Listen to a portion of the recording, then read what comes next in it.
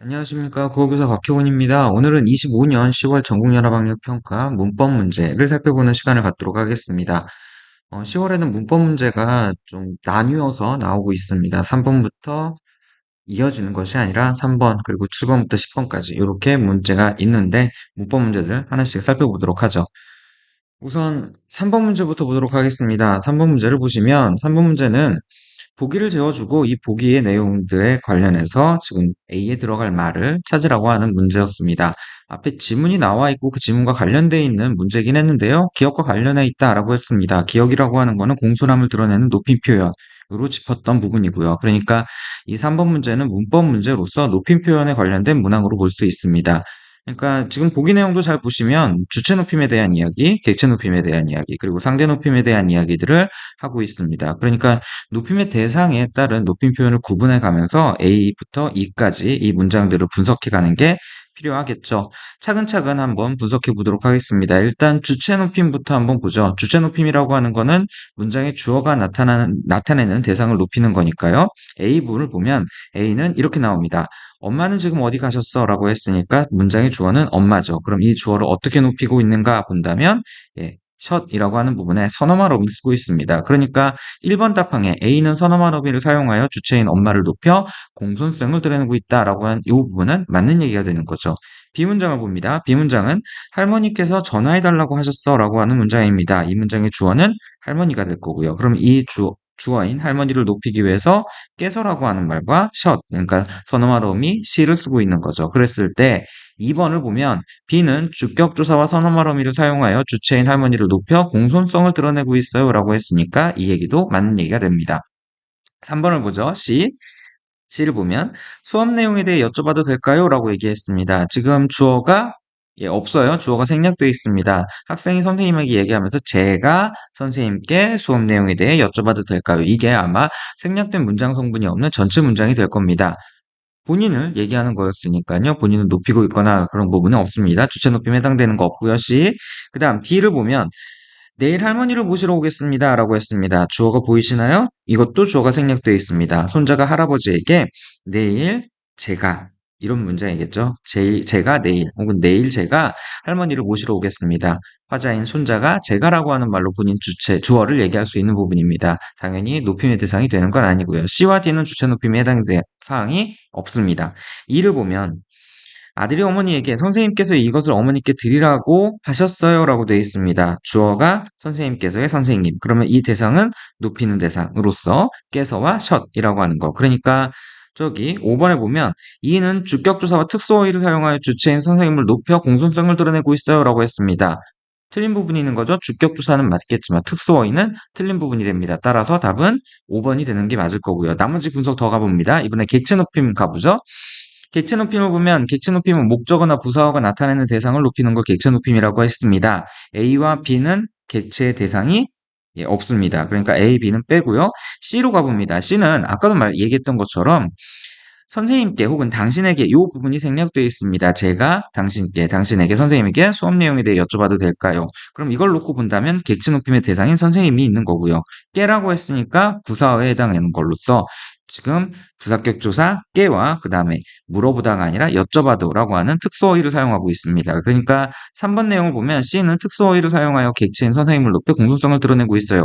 맞는 얘기인 거죠. 여기서 지금 깨라고 하는 격조사는 우리가 생략된 부분을 생각을 하다가 찾아내는 거고요. 지금 C에 드러나 있지는 않습니다. 생략된 부분이니까 3번 얘기는 지금 이대로는 맞는 거죠. 4번으로 가봅니다. D를 보면 내일 할머니를 모시러 오겠습니다. 라고 했습니다. 목적어가 보이는 거죠. 할머니. 그럼 이 대상을 높이기 위해서 할머니를 데리러 오겠습니다가 아니라 모시러 오겠습니다. 라고 얘기했으니까 특수어휘를 사용하고 있는 겁니다. 요거 맞는 건데 지금 4번에서 D는 객체 높임에 대한 얘기가 아니니까요. 4번에서 그 얘기하고 있지 않으니까 일단 이렇게 분석이 되는 거고요. 그 다음 2를 가봅니다. 2를 보면 또 이제 객체 높임의 대상이 있는가 보면 어머니께라고 얘기를 했습니다. 부사어로서 어머니께가 쓰이고 있어요. 그러면 이 어머니를 높이기 위해서 높임의 부사격 조사 깨와 주라고가 아니라 드리라고라고 하고 있으니까 요 특서어휘를 쓰고 있는 겁니다. 아마도 출제한 사람은 출제자 입장에서는 3번에 5번에서 지금 주격조사 그다음에 특수어휘 요 말을 썼던 건 객체 높임에 쓰이고 있는 특수어휘를 의식하라는 아마 함정이지 아니었을까 싶습니다. 자, 그럼 이제 상대 높임을 분석을 해보면 청자를 높이거나 낮추는 상대 높임입니다. 그래서 괄호 안에 지금 상황이 있는 거죠. 화자와 청자가 존재하는 겁니다. 하나씩 분석을 해보면 A에서는 청자가 동생에게입니다. 따라서 높이지 않고 있고요. B에서는 화자는 동생, 청자는 형입니다. 하지만 형으로서 높여야 됨에도 불구하고 높이지 않고 있습니다. 요거는 친분 관계나 아니면 어떤 그 상황의 맥락의 어떤 특별성에 따라서 다르게 될 수 있는 부분인데 형이 그만큼 친하다고 볼 수도 있는 거겠죠. 그 다음 C로 가보면 학생이 화자고요. 선생님이 청자입니다. 그럼 이 청자를 높이고 있죠. 될까요? 라고 하는 걸로 높이고 있습니다.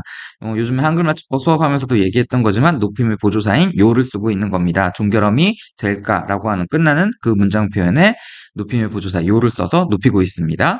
해요체에 해당하죠.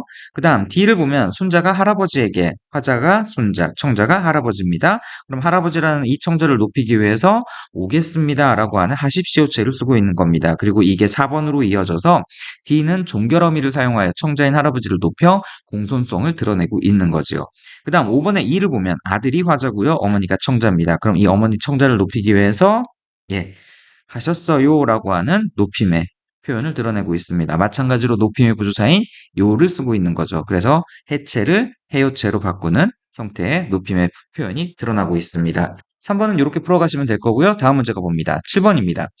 7번을 보면 학습활동을 수행한 결과로 적절하지 않은 것은 하고 나와 있습니다. 의문의 변동에 관련된 문제인 거죠. 교체, 첨가, 탈락, 축약 이렇게 나타나고 있는 의문의 변동이 각각의 글자들에서 어떻게 나타나고 있는가 이걸 지금 봐달라는 얘기고요. 하나씩 한번 분석을 해보도록 하죠. 기억에 묻히다 요겁니다. 요거는 묻히다 같은 경우에는 묻히다로 먼저 축약이 되고요. 거센 소리 대기가 일어난 다음에 그 다음에 티읕과 이라고 하는 형식 형태소가 겹쳐 있기 때문에 거기에 따라서 구기음화가 나타나는 교체 현상. 그러니까 1번 기억에서는 탈락과 축약이 모두 일어나는군. 틀린 거죠? 탈락이 없습니다. 따라서 답은 적절한 거 찾는 거죠? 1번은 그러니까 틀린 게 되는 거고요.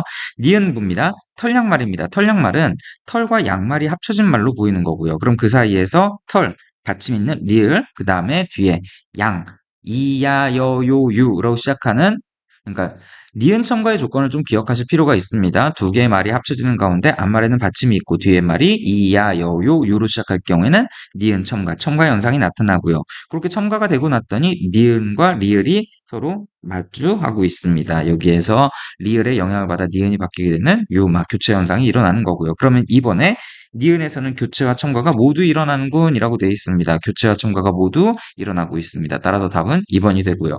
3번입니다. 극적극적은 극적극적 리을 기억 받침 겹받침이 리을이 탈락하고 기억이 남는 자음군 단순화가 일어나고요. 그렇게 자음군 단순화가 일어나고 나서 기억, 디귿, 비읍 파열음 받침 뒤에 나타나는 예사소리는 된소리가 되는 된소리 현상으로서 된소리 대기 현상 교체가 일어나는 거고요. 그래서 탈락과 교체가 있는데 3번에서 뭐라고 얘기하냐면 첨가와 탈락이 모두 일어나는군 이라고 되어 있습니다. 첨가는 없었던 거고요. 4번에 척박하다를 봅니다.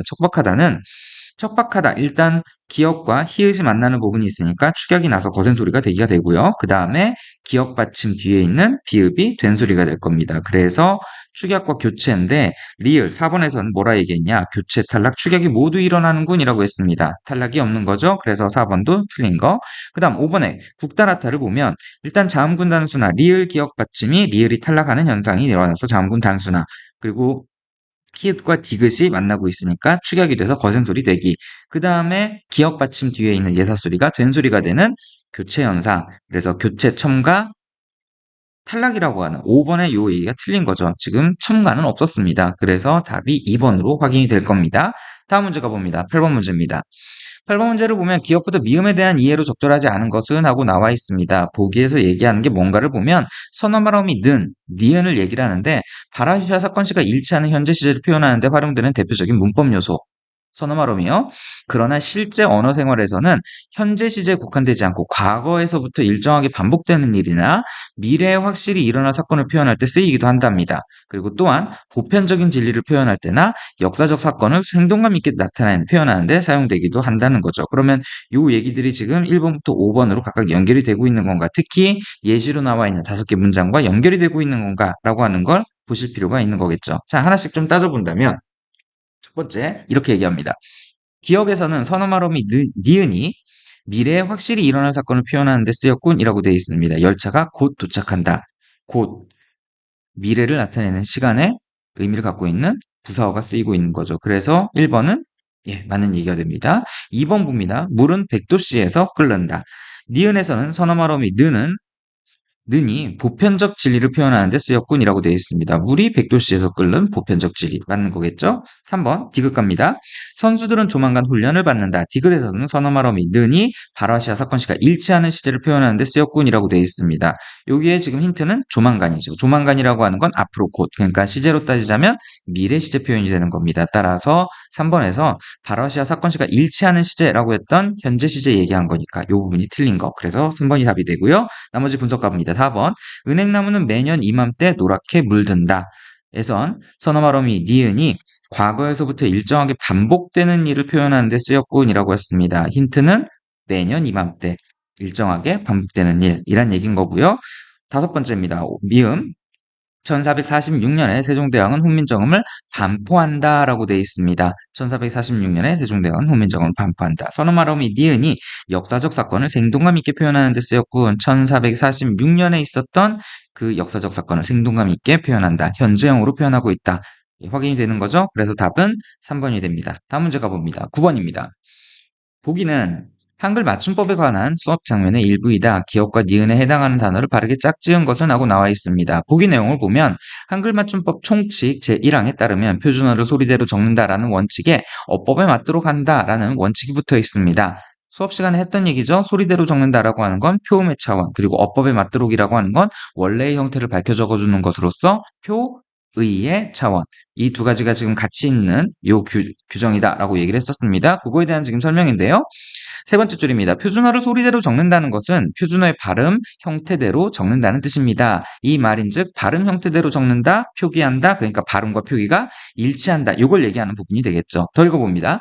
그러나 동일한 형태소도 음은 환경에 따라 그 발음 형태가 몇 가지로 나타날 수 있기에 이 원칙만을 적용하여 표준어를 표기하면 의사소통의 효율성이 떨어질 수 있습니다. 그래서 어법에 맞도록 한다는 또 하나의 원칙이 붙은 것입니다. 어법에 맞도록 한다는 것은 결국 각 형태소의 본 모양을 밝혀 적는다는 말입니다. 본 모양을 원래의 형태를 밝혀 적는다. 이 얘기인 즉 발음하고 표기가 일치하지 않는다는 얘기. 그러니까 기억에 해당하는 것들은 일단 뭐가 돼야 되냐면 표기한 것과 발음한 것이 서로 동일해야 될 겁니다. 그래서 기억에 있는 덮개, 얼음, 개구리, 이파리, 어렴풋이 발음을 적어보면 덮개는 덮개로, 얼음은 얼음으로, 개구리, 개구리, 이파리, 이파리, 어렴풋이, 어렴풋이 이렇게 지금 발음 날 겁니다. 그러면 발음과 표기가 일치한 걸 찾아야 되니까 3번과 4번 얘가 맞는 거겠죠. 그럼 나머지 이제 니은에서 답이 갈라질 겁니다. 그러면 니은에서 하는 얘기를 이렇게 한번 바꿔본다면요. 본 모양을 밝혀 적는다는 얘기니까 이 본 모양이 표기랑 같은 겁니다. 하지만 표기는 발음과 같지 않은 거겠죠. 그러면 니은에 나와 있는 많이, 화살, 오뚜기, 우스개, 끄트머리 이 녀석들의 본 모양은 이렇습니다. 많이는 많다에 이라고 하는 부사를 만들어내는 전미사가 결합을 해 있는 거고요. 화살은 활과 살이라고 하는 말, 오뚜기는 오뚝 더하기 이라고 하는 마찬가지 부사를 만들 수도 있겠고요. 여기서는 지금 명사를 만들어내는 애가 될 수도 있겠지만 어쨌든 전미사가 결합해 있습니다. 그 다음 우스개라고 하는 건 웃다라고 하는 말 뒤에 개라고 하는 왜 우리가 지우는 것을 지우개 라고 하는 것처럼요. 거기에 쓰는 물건이나 아니면 그러한 것들을 얘기하는 전미사가 결합해 있는 겁니다.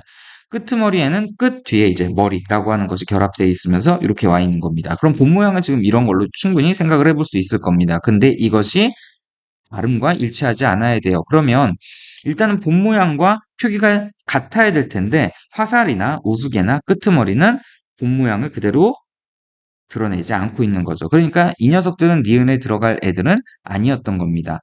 그렇게 따지면 이미 답은 나오는 거죠. 기억에서 3번, 4번 중에 하나였으니까 답은 3번이 될 텐데 좀 더 정확히 간다면 지금 이 표기된 것과 발음이 일치하지 않아야 된다는 거죠. 그러면 마니의 발음은 이렇고 오뚜기의 발음은 이렇습니다. 그러니까 마니와 오뚜기는 니은에 해당하는 녀석이 맞는 거죠. 그러면 여기에 답은 3번 이렇게 찾을 수 있다는 얘기입니다. 다음 문제 가봅니다. 10번 문제입니다. 중세국어의 특징에 대해서 이해한 문제입니다. 중세국어는 여러 번 얘기하는 거지만 중세어 표현만 보시지 마시고 현대어 풀이를 같이 보시라. 이유는 중세어에 띄어쓰기 되어 있는 것들은 현대어를 기준으로 띄어쓰기가 되어 있으니까 그 둘을 같이 비교하면서 보시라. 그럼 하나씩 확인합니다. 1번부터 보죠. 1번에 보면 끼를 보니 지금 보이시죠? 요 두 녀석입니다. 현대국어와 달리 어두자음군이 쓰였음을 알 수 있군. 어두자음군 알고 있는 거죠? 초성 자리에 자음이 2개 이상. 지금 보시면 비읍, 시옷, 기억이 한 자리에 쓰이고 있습니다. 1번은 맞는 거고요. 2번 가봅니다. 어여삐를 보니 어여삐 예, 현대어로는 가엾게 현대국어와는 다른 의미로 사용되던 단어가 있었음을 알 수 있군이라고 되어 있습니다. 그러니까 현대국어에서 어여삐라고 하는 말은 보기에 사랑스럽고 귀엽게입니다. 하지만 지금 여기에서는 가엾게로 쓰이고 있으니까 예, 2번도 맞는 얘기. 3번 가봅니다. 기르자바니라고 되어 있는 이 부분이요. 그러면 현대국어에 지금 기르니 이 부분입니다. 그런데 현대국어와 달리 반치음 아래야 순경은 비읍이 표기에 사용되었음을 알 수 있군. 소실된 문자들이 쓰였다는 얘기인 거죠. 예, 그래서 3번도 맞는 얘기. 4번 가봅니다.